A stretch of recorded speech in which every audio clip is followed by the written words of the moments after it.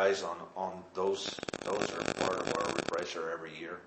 Okay. That we usually do a refresher on our fire shelter using those. We do a refresher on some firefighting tactics, weather, study weather, and radio communications are a real important thing.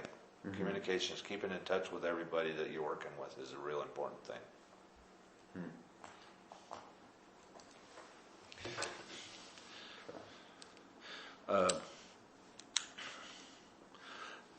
We actually, and I don't know if it came out of the Wildfire Collaborative or what, but we were the first RFPA that we received 2 years ago. We received an engine from the BLM. That is the first time that the BLM, and it's a 2010 Type 6, really nice engine. Yeah.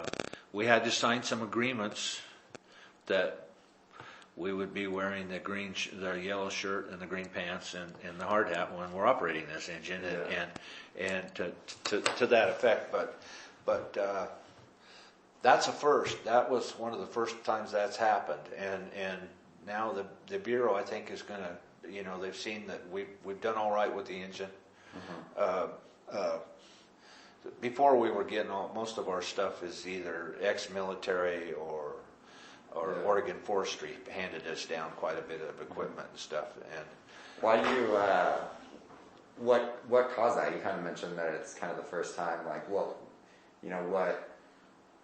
Why was that the first time, and why are you? Well, I think it came from a few years of where we worked together with them, and like I say, our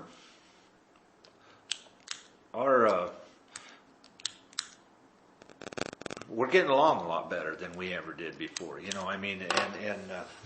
so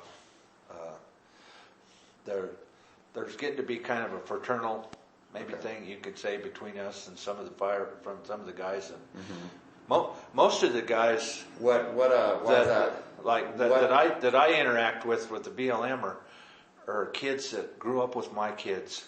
Or, I know a lot of these guys, and I've watched them grow up, and I've interacted with them all my life. But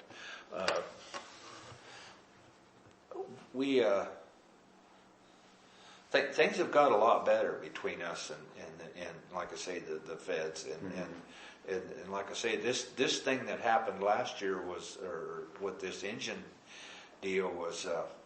Kind of surprising, I was kind of shocked. I didn't know it was happening,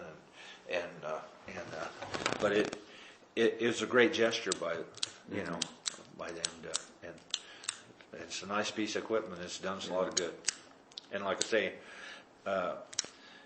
it'll come around. We have fires that occur down there that like I say. We handle them and take care of them before, and especially if there's no resources in the area. If it's a fire season when these guys have got everything in Washington or Utah or someplace, we've had times that there's times that you call for resources and you'll have airplanes in the air and helicopters flying and everything else, and then there's times that you kind of got it by yourself. You're out there with a shovel and have at her. Yeah. And we've had things happen that were not right, that we weren't really solid with. I'm going to tell you something right now that I just for you and I, but I can stop the recordings if you don't want to record it, if you don't feel comfortable. Well, like I said, you signed that. Everything's anonymous, so I'm not sharing this with anyone. Okay. I pitched a little bitch last year with and what I did was, we were on a fire on Trout Creek. We had all of our equipment at the head of the fire, up at the top of the canyon. The fire was running up the canyons, and they had a IC trainee that came on the fire after we were there first, and we pretty well had the head of the fire under control with we had 2 Hummers and a tender up there and stuff, and the trainee came on the site, and we had some seaplanes coming, but we also had a report a weather report of 70-mile-an-hour winds going to hit us in an hour or so. And the seeds, we had one or two more seeds that were going to come. Well, I heard our fire chief from our RFPA, he actually did it 2 or 3 times. He asked this IC trainee, when the seeds come, to maybe put a red line up there where we had the head of the fire. Mm-hmm. And he ignored him and put the retard down in the bottom of the canyon. Mm. I didn't like it. Not that we're always right, mm-hmm. but with 70-mile-an-hour winds coming, you knew they were coming. You needed to do everything you could to keep that fire from going over the hill and creating more damage in the next canyon over.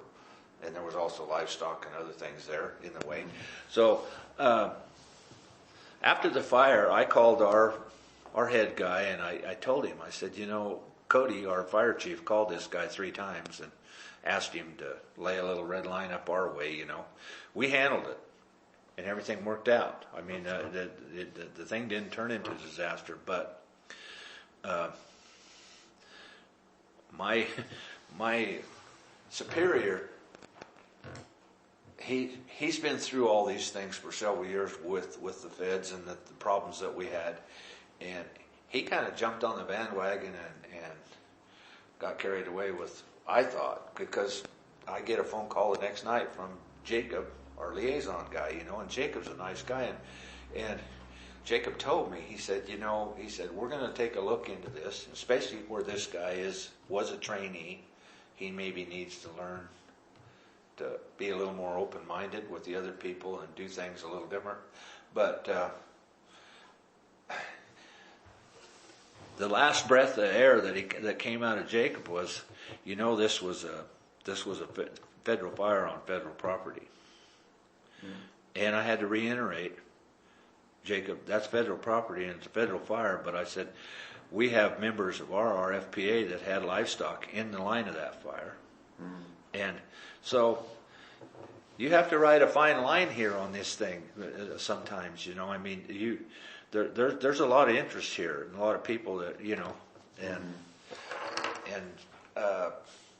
I felt that the guy should have maybe listened to our fire chief, who'd been around all his life there and was born and raised right at the foot of that mountain. Especially knowing what they knew for a weather report and what was happening. But I don't. There's times that I don't understand. Sometimes some of the logistics that they do, but if they can explain them to me, I can understand them.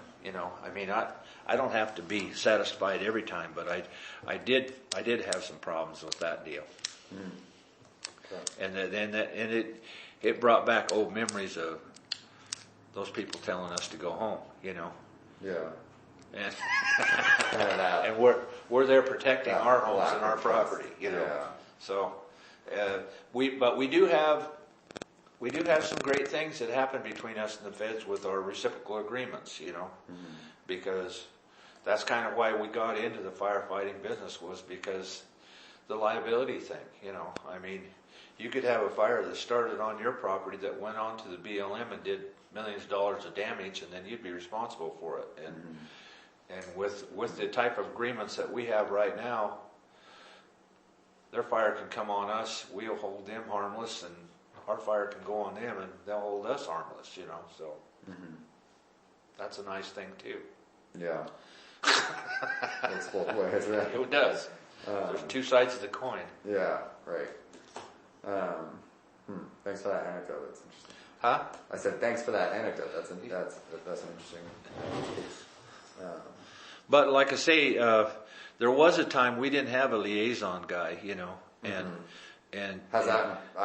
Jacob, things quite a bit, Jacob's able to smooth things over sometimes that in their position, the liaison guys are. Of course we have state liaison guys now and then they have the locals and so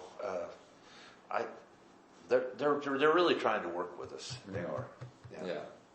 Is there a difference between that state and local then? Right. You see that as a little bit more trust. With a lot of the guys that end up being the state liaison guys are guys that started out right here that we work with. That they just go up the line.